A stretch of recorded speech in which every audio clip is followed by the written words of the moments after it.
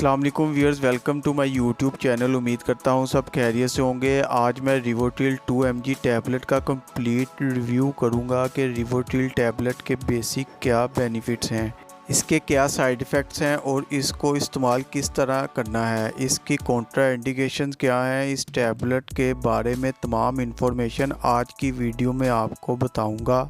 अगर आप हमारे चैनल पर नए हैं तो चैनल को सब्सक्राइब करें और वीडियो को लाइक करें। अब चलते हैं वीडियो की तरफ। रिवोट्रिल टैबलेट दो स्ट्रेंथ में मौजूद है, एक है 0.5 mg और एक है 2 mg। 0.5 लो पोटेंसी की है, जितनी लो पोटेंसी होगी उतने ही कम साइड इफ़ेक्ट्स होंगे और वैसे भी ये बच्चों में इस्तेमाल की जाती है, इसलिए बच्चों को लो पोटेंसी सूटेबल होती है। इसके जेनेरिक फार्मूले की बात करते हैं तो इसमें पाया जाता है क्लोनाज़ेपाम।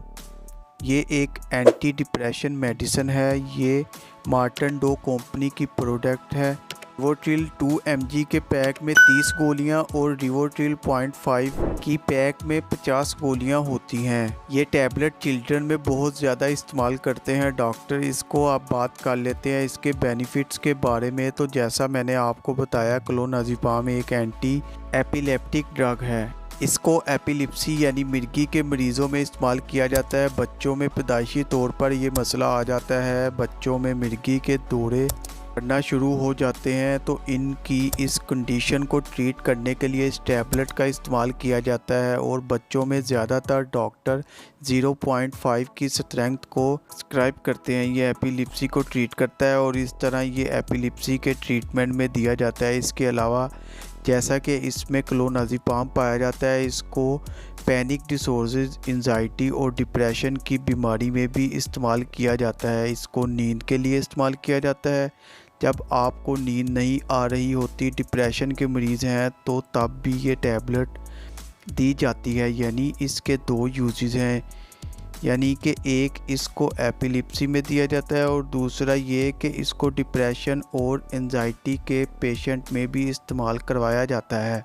बच्चों में मिर्गी के बहुत ज़्यादा इशू के लिए डॉक्टर रिकमेंड करते हैं। ये टैबलेट काम किस तरह करती है, ये क्लोनाज़ेपाम डायरेक्टली ब्रेन पर एक्ट करता है और ब्रेन से रिलीज़ होने वाला नर्वस सेल्स होते हैं, इनकी एक्सेसिव एक्टिविटी को डाउन स्लो करता है, कामिंग इफ़ेक्ट्स प्रोवाइड करता है। इस तरह ये टेंशन और डिप्रेशन को भी दूर करता है। और अगर बहुत ज़्यादा मिर्गी के दौरे हैं तो इनको भी ये कंट्रोल करता है। इसी तरह ये टैबलेट अपना इफ़ेक्ट शो करता है। अगर हम इसकी डोज़ की बात करें तो इनकी कंडीशन के अकॉर्डिंग और पेट के अकॉर्डिंग ही रिकमेंड किया जाता है। जो नॉर्मल डोज़ है बच्चों में वो 0.5 दिन में 2 मरतबा, लेकिन एडल्ट्स के लिए 0.5 दिन में 3 मरतबा। और इसको आप खाली पेट भी और खाने के बाद भी ले सकते हैं, लेकिन अगर आप इसको खाली पेट लें तो इसका ज़्यादा इफ़ेक्ट है। और इस टैबलेट को पानी के साथ लेना है, दूध, जूस, चाय के साथ नहीं लेना। आप बात करते हैं इसके साइड इफ़ेक्ट्स के बारे में।